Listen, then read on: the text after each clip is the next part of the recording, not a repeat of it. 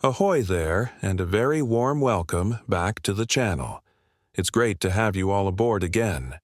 Today, I want to talk to you, especially the young deck officers charting their course in this industry, about something absolutely fundamental: the international regulations for preventing collisions at sea, or, as we all know them, the COLREGs. Now, I'm sure every single one of you has read the COLREGs cover to cover, probably more times than you can count. You've memorized the rules, the lights, the sound signals, and that's essential. But I have to tell you, simply memorizing the book isn't enough to keep you, your crew, and your vessel safe. The sea doesn't read books. The oceans don't live by the rules written on a page. Out here, what truly matters is experience and a deep, practical understanding of what's happening in real time with today's traffic conditions. So, instead of just quoting the COLREGs back to you, I want to share my personal experience. I want to talk about the practical application and the true spirit of the rules, which is what keeps us safe day in and day out. I believe safe navigation boils down to 3 core principles that you must carry with you on every single watch. Think of them as your unbreakable pillars of seamanship. They are: first, maintaining a proper lookout; second, proceeding at a safe speed; and third, accepting full personal responsibility for the safety of the ship. Let's break these down. First, and arguably the most critical, a proper lookout. A vessel must at all times maintain a proper lookout by all available means appropriate to the prevailing circumstances and conditions. This is the absolute key to safe navigation. The vast majority of collisions and close-quarters situations are entirely preventable if a proper lookout is being kept. Now, pay close attention to the wording in the COLREGs.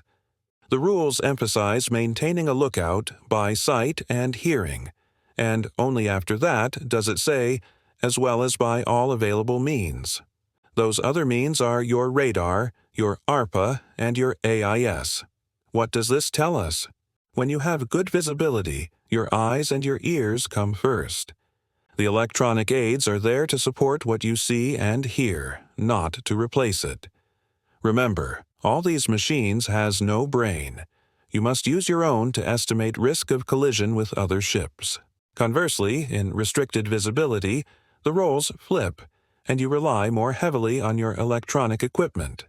However, visual lookout must be maintained all the time. Once you see another ship, legally situation changed dramatically. It is not restricted visibility anymore. It means that restricted visibility rule, all ships are giving way ships, is not applicable anymore. This distinction is critically important to understand. Imagine a collision occurs and you stand before an investigator or a judge and say that in clear, good visibility, you are relying primarily on your radar, or AIS. You're in serious trouble. You won't just lose your job, you could face severe legal consequences, including prison time.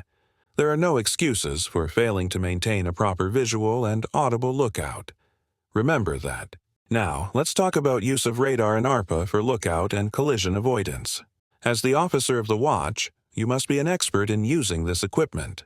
You need to know how to adjust all the settings, the gain, the sea clutter, the rain clutter, to get the best possible picture of the situation around you.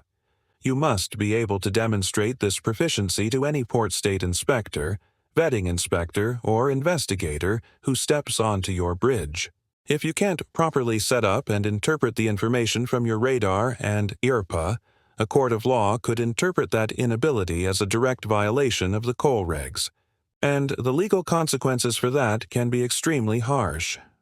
The proper use of radar is so legally sensitive, in fact, that I've created a separate, dedicated video on this topic alone. It's called Radar, ARPA, Key to a Seafarer's Peace of Mind. I highly recommend you watch it. You can find the link in the description below. The second principle is safe speed. It's a simple truth. Speed kills. It kills on the roads, and it kills at sea. You, as the officer of the watch, must understand that the main engine is entirely at your disposal. It doesn't matter what the duty engineer says, what the chief engineer thinks, or even what I, the captain, might have said earlier. On your watch, the engine is 100% yours. Why? Because you are the one who responsible for the immediate safety of the vessel. Even if the captain is on the bridge with you, you will be the one questioned in court about the actions you took or failed to take. So, if you feel the vessel is moving too fast for the circumstances, whether it's heavy traffic, reduced visibility, or complex maneuvering, you must reduce speed. Do not hesitate. Your primary duty is safety, and controlling your speed is one of your most powerful tools to ensure it. This brings me to our third and final pillar, responsibility. From the very first day you stand a watch as a certified officer, you must accept that you are personally responsible for the overall safety of the ship. This responsibility is absolute. It doesn't diminish if a pilot is on board, and it doesn't vanish just because the captain is present on the bridge. You are accountable for your actions. You hold a duty of care not only to your fellow crew members, but to every other ship around you, to the lives on board those vessels, and to the marine environment. You must embrace this weight of responsibility from the very beginning of your career. If you can't or won't, then with all due respect, this job is not for you. So, to recap, a proper lookout, using your eyes and ears first. A safe speed, with the engine always at your command, and total personal responsibility for the safety of your ship and everyone around it. These aren't just rules from a book.